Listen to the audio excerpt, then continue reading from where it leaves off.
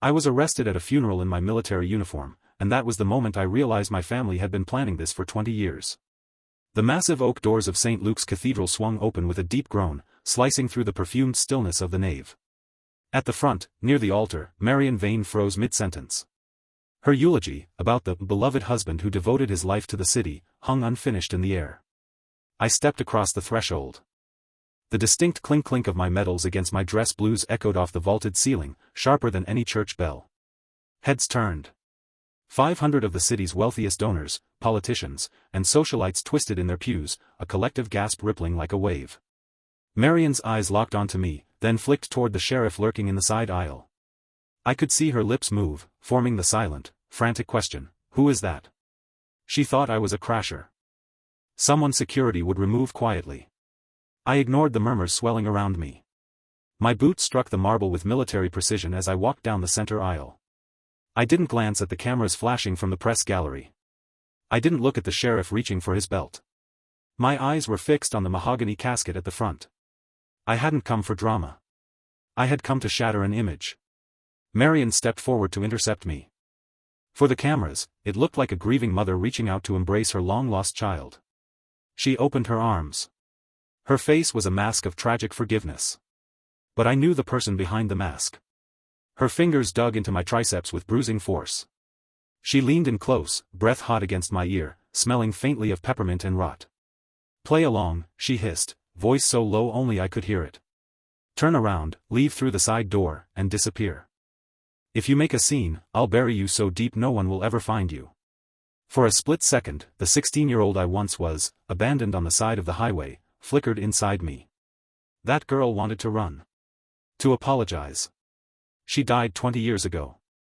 The woman standing there now was Charlotte Vane, 36, a tactical commander who had led teams through war zones that made this cathedral seem like a playground. I didn't yank away. I didn't scream. I executed a standard close-quarters disengagement. I stepped sideways, breaking her grip with a subtle twist. She grasped at empty air, stumbled slightly. I walked past. I mounted the pulpit she had just left. The microphone was still warm.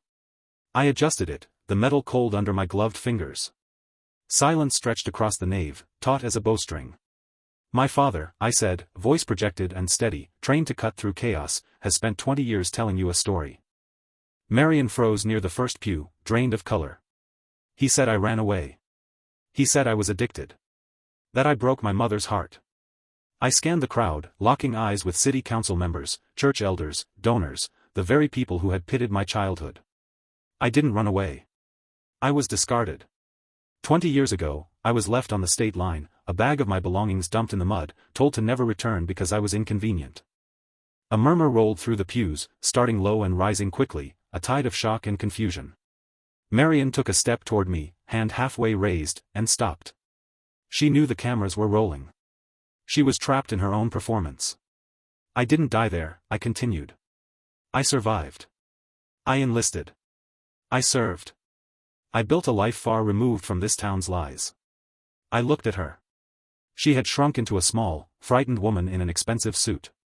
"And I didn't come alone." I pointed to the front row. Elliot stood, 6'2", silent, dangerous, his charcoal suit fitting like armor. He locked eyes with Marion and gave a single, slow nod. "Meet my husband," I said. The weight in the room shifted. I stepped down. I thought it was over. I thought I had won. I was naive. From behind me came the sharp snap of fingers, cutting through the silence like a gunshot. The heavy side doors burst open. Tactical boots thudded across stone. I turned. Sheriff Barnes wasn't walking like a mourner. He was executing a raid. 2 deputies flanked him, hands ominously on their belts. They didn't look at Marion. They looked at me. Marion didn't slouch in defeat. She straightened her jacket, lips curling into a cold, satisfied smile. She had been expecting this. "Sheriff, remove this woman," she said. "She's disturbing the peace." "Charlotte Vane," barked the sheriff, stepping into my space. "You are under arrest." I didn't flinch. "On what grounds?" "Fraud. Impersonating a military officer." Metal handcuffs glinted in the colored light of the stained glass windows. It was a trap, 20 years in the making. And it was just beginning. The metal of the handcuffs bit into my wrists, cold and unforgiving. The sensation wasn't new. I'd felt it in training, in live-fire drills, in situations far more dangerous than a politician's funeral. But this felt different. This wasn't a battlefield. This was home. Or what had passed for it. The deputies guided me down the center aisle, each step echoing like the beat of a war drum. The congregation remained frozen, faces pale and unmoving, trapped between horror and disbelief. Their silence wasn't loyalty. It was fear. They had been conditioned by Marion's performance, by 20 years of rehearsed grief and selective truth. I let the sharp pain from the cuffs anchor me. Pain, in the Navy, was a tool. A focal point.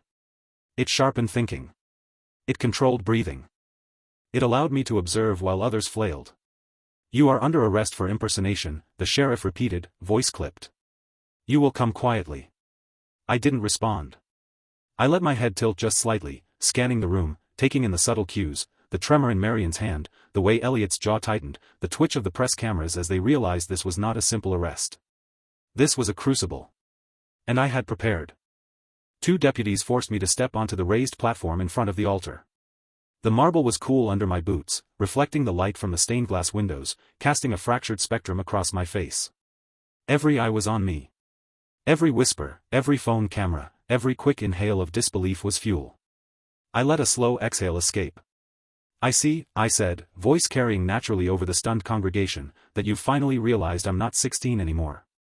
I am 36. I am trained. I am competent. And I am not powerless." The words hit like a detonator.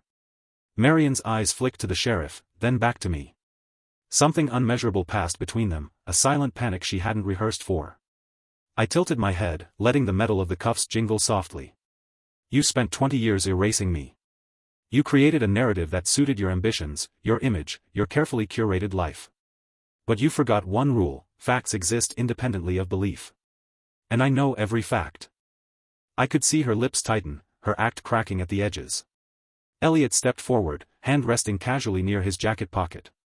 He didn't move aggressively, but the room felt the gravity of his presence. 6'2" of measured threat. Military precision. He had been my shadow these past 6 years, quiet, unseen, but always prepared. "Don't," Marion whispered, almost inaudible, to the deputies. "Don't let her." "Enough," I said softly, letting the words hang like a guillotine blade. "I will not be silenced." The sheriff's deputy guiding me hesitated. He had the instinctive feeling that rules had shifted, that the authority he thought he commanded was no longer absolute. I locked eyes with Marion. 20 years ago, you left me on the side of a highway, a bag of my belongings dumped in the rain. You thought that would erase me. You thought the world would believe your story of the wayward, unstable daughter. But I survived. I thrived. And now, every lie you've told is a lever I can use. Marion's face paled. She realized she had underestimated me. She had assumed I would respond emotionally, that I would flinch, that I would beg. But I had nothing left to beg for. My life was mine. My power, mine. I let the deputies guide me to the front of the cathedral again, but I subtly shifted my weight, a tactical adjustment. In the Navy, this is called controlling your environment. Every movement precise. Every action deliberate. I pulled a small envelope from my dress pocket, letting it rest subtly in my gloved hand. The cameras didn't see it yet. The audience didn't see it yet. But Marion did. Her eyes flicked to it with a faint, instinctual panic. "What is that?" she hissed. "The answer to every lie you've ever told," I said. My voice was calm, cold, measured. "The proof that your narrative is not only false, but irrelevant. The control you thought you held over me, over this city, over this crowd, it is gone."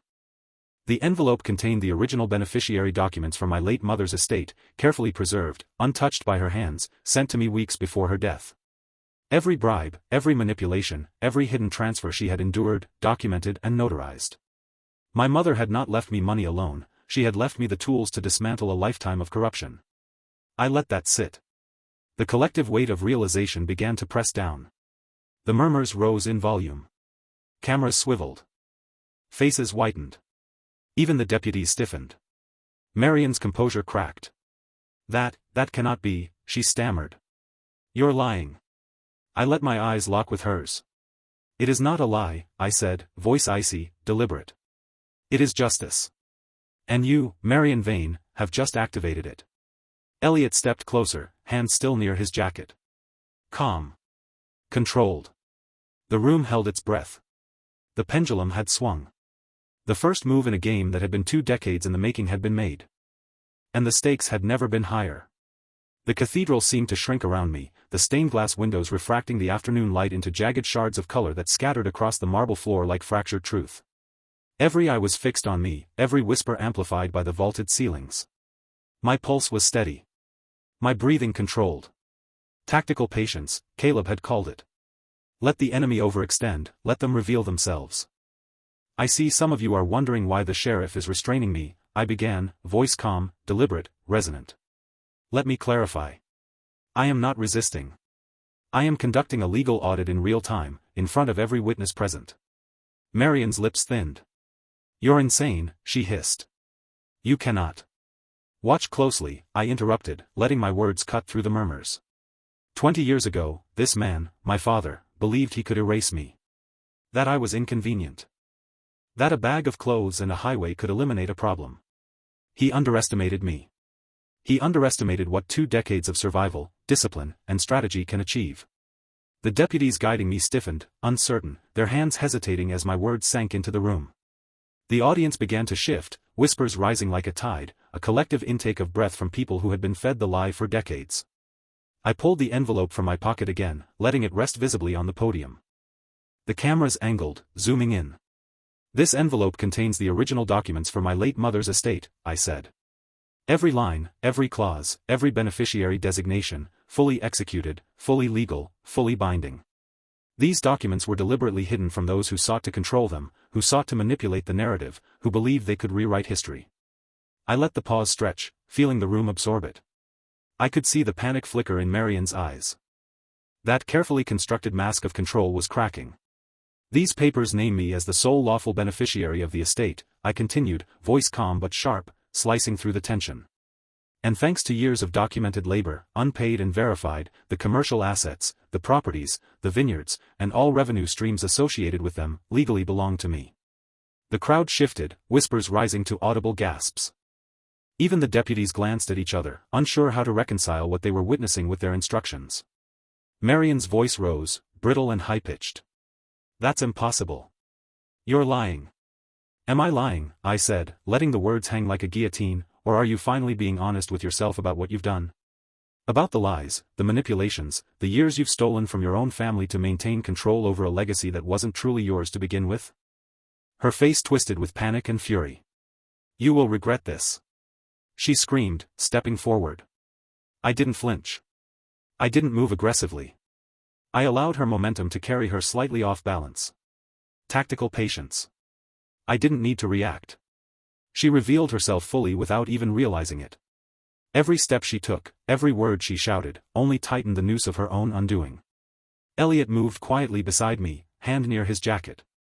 His presence was silent but deadly, a reminder that we were prepared for every possible escalation. And now, I said, voice low and calculated, I invite you all to witness the legal truth. The documents have been validated. Every hour of labor, every contribution, every action I took to preserve this estate has been verified and converted into my ownership rights. A ripple ran through the audience. Some faces pale, some mouths hanging open. Cameras flashed. Whispered calculations. This wasn't a personal vendetta anymore. This was a lawful reclamation. A cold, calculated reversal of a 2-decade narrative. Marion's panic turned to fury. You think you can humiliate me in front of everyone? She spat. You will never live this down. On the contrary, I said, voice calm, cold, precise. It is you who will never recover. Every word you've lied about, every manipulation you've orchestrated, every attempt to erase me, exposed, in front of witnesses, with evidence. Your legacy crumbles under the weight of your own deceit. The deputies hesitated further. They had been expecting compliance, fear, tears. They hadn't been prepared for dominance delivered with icy clarity. I let the room absorb it, the silence thickening. Then I took a step back and let the envelope rest fully on the podium.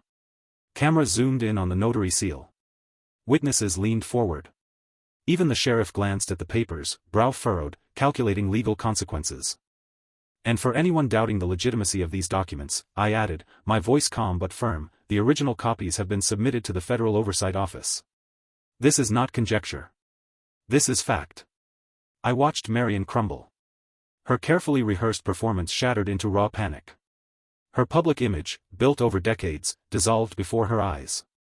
And yet, she was still standing, still desperate, still dangerous. One more word, I said softly, and your unraveling accelerates. Elliot's hand moved subtly, a silent signal. The audience now fully realized, this wasn't merely confrontation. It was strategic dominance. Every observer could see that the young girl who had once been discarded on the side of a highway was no longer powerless.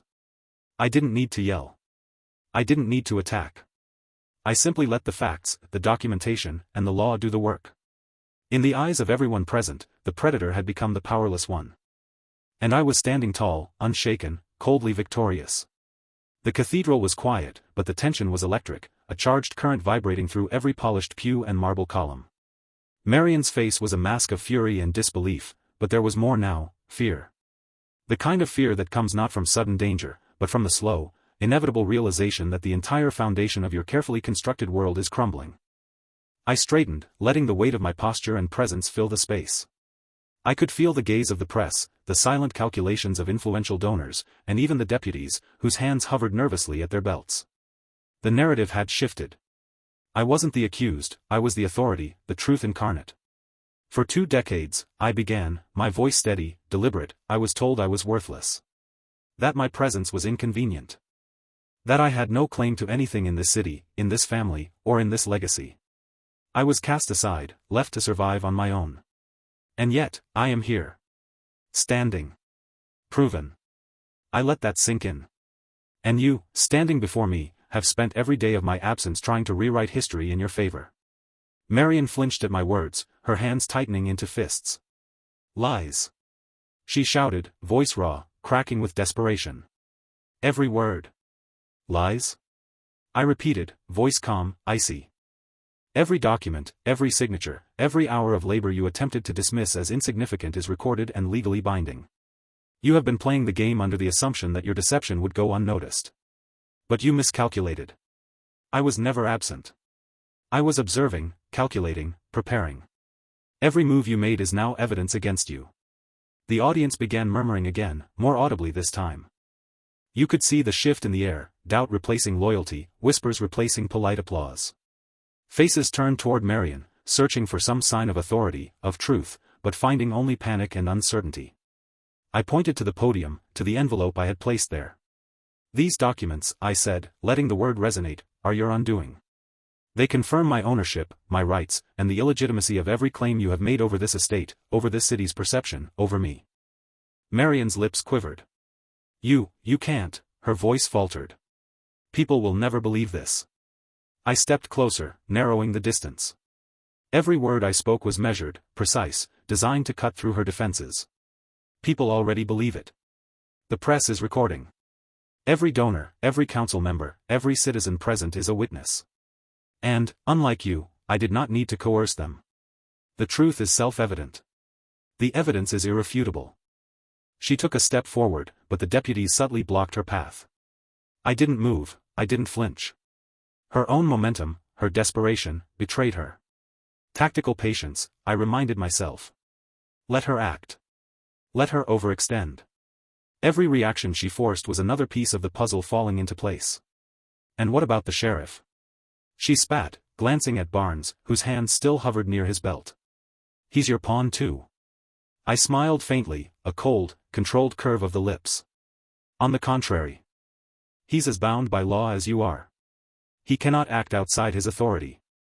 And his authority does not extend over the rights granted to me, the lawful owner. Every action you attempt, every interference you try, is now a liability, for you. Marion's chest heaved. You think you can humiliate me in front of everyone? You think you can destroy me with words and papers? I don't think, I said, calm and deliberate, I know. And in the process, I am simply enforcing what was always rightfully mine. Justice does not require your consent. It only requires truth. The whispers rose into a low roar as the press began taking notes, snapping photos, and recording video. Donors glanced at one another, some shifting uncomfortably, aware that their social and financial loyalty had been invested in a lie. This was no longer a personal confrontation. This was a public unmasking, an exposure of decades of manipulation and deceit. Caleb stepped forward slightly, his presence a silent warning. He didn't need to speak. His stance, his quiet authority, conveyed readiness for any escalation. I let the tension build, controlled, deliberate, as every eye in the room focused on me. And now, I said, voice low and commanding, the final step is simple. Compliance. Acknowledgement. Recognition of the truth.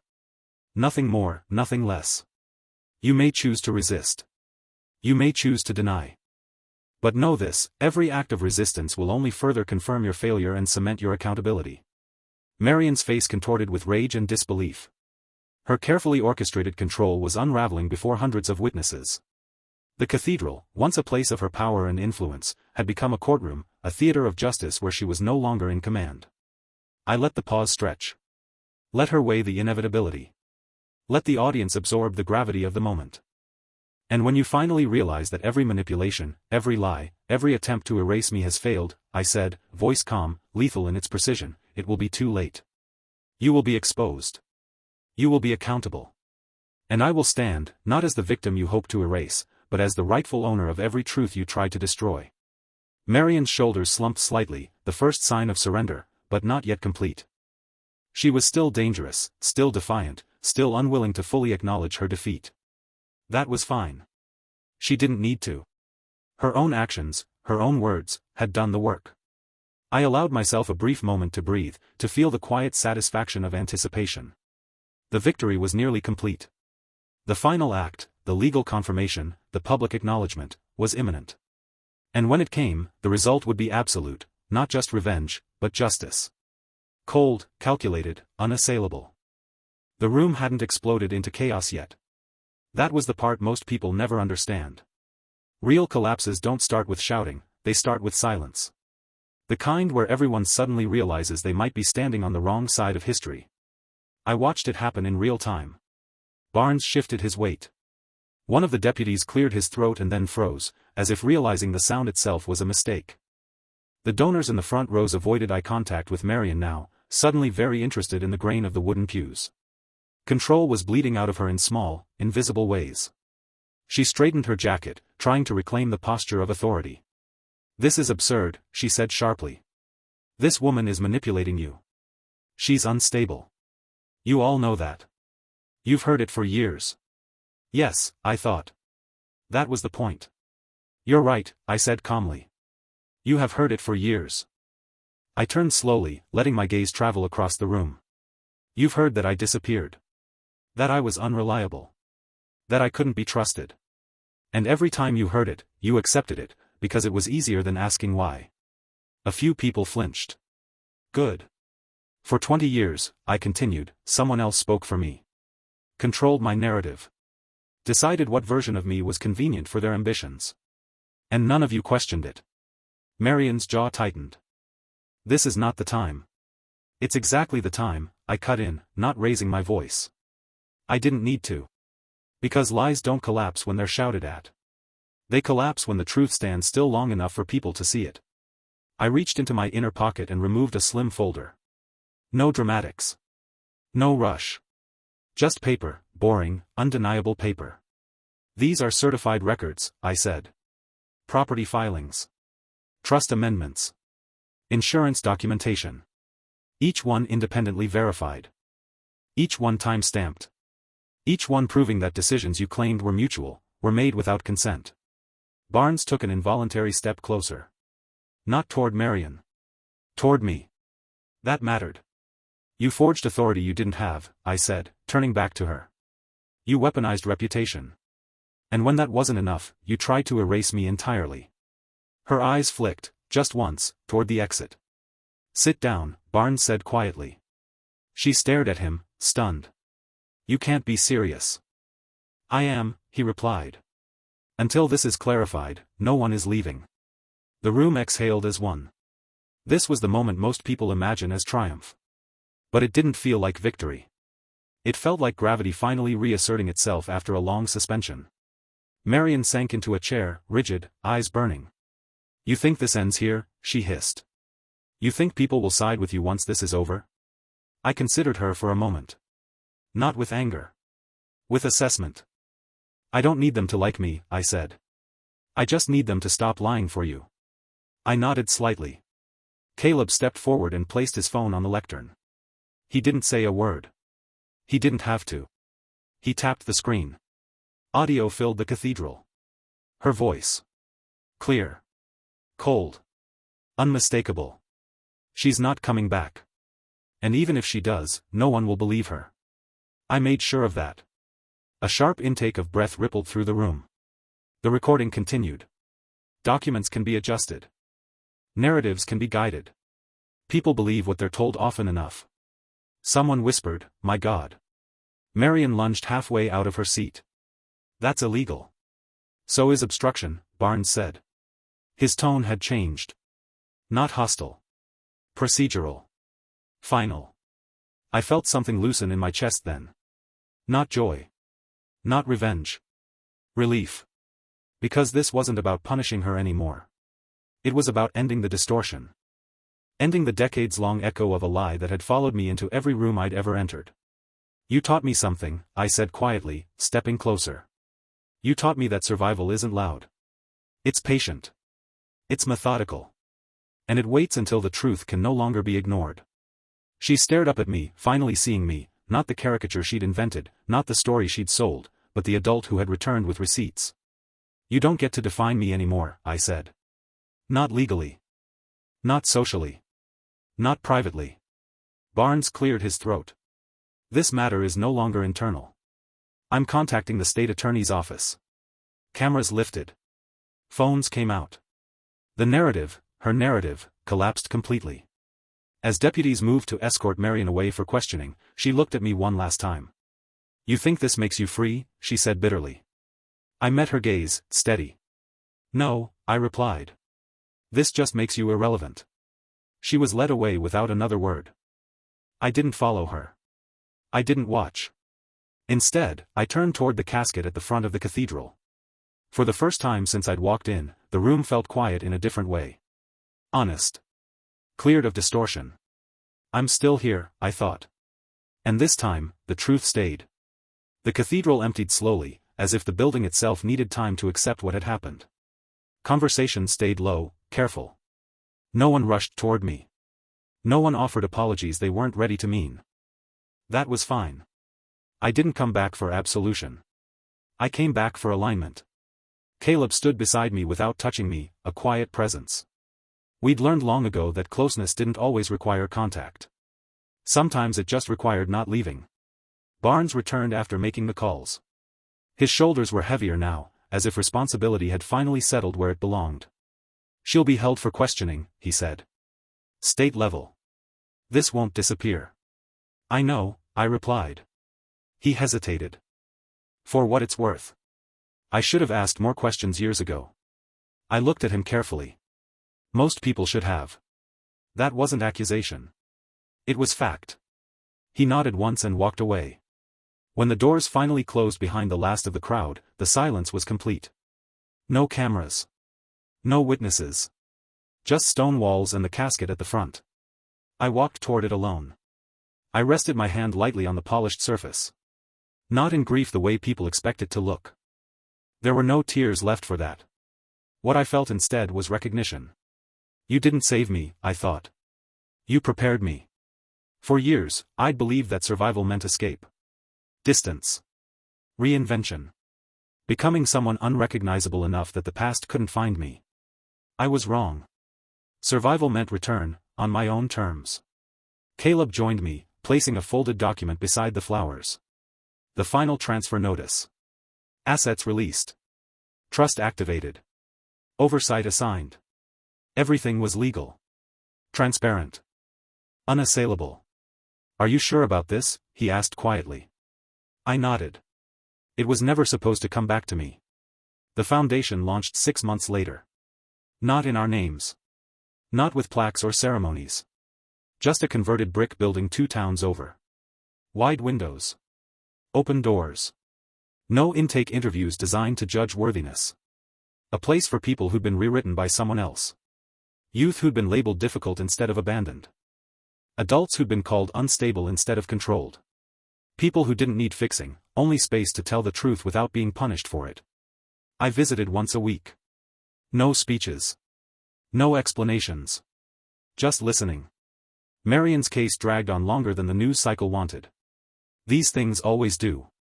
But paper doesn't forget, and recordings don't soften over time. She lost her positions quietly. One board resignation at a time. Invitations stopped coming. The calls went unanswered. The narrative she'd built collapsed without me saying another word. That was the part that surprised people the most. I didn't chase her downfall. I outlived her version of reality. One evening, months later, I stood outside the old cathedral again, not for a service. Just passing by. The doors were open, light spilling out onto the steps. Inside, someone else stood at the lectern. A new voice. A new story. I didn't go in. I didn't need to. Because the truth no longer needed me to defend it. As we walked away, Caleb glanced at me. Do you ever wish it had ended differently? I considered that. No, I said. It ended accurately. Justice doesn't always look like punishment. Sometimes it looks like correction. Like a record finally amended. Like silence no longer being used as a weapon. They tried to erase me once. Instead, they taught me how to document everything. And that knowledge, quiet, precise, and permanent, was something no one could ever take back. Thank you for watching the video. Don't forget to like and subscribe to the channel. Have a nice day.